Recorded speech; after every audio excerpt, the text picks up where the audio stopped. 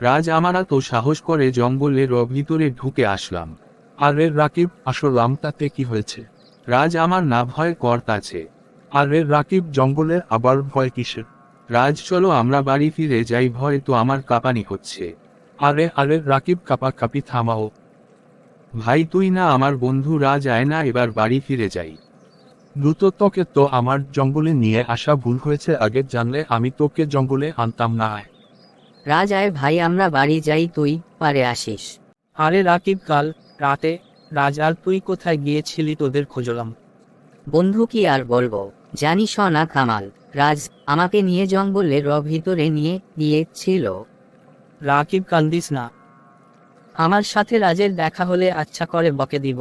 কি রে রাজ, গতকাল রাতে নাকি রাকিব এর সাথে নিয়ে জঙ্গলে গিয়েছিলি?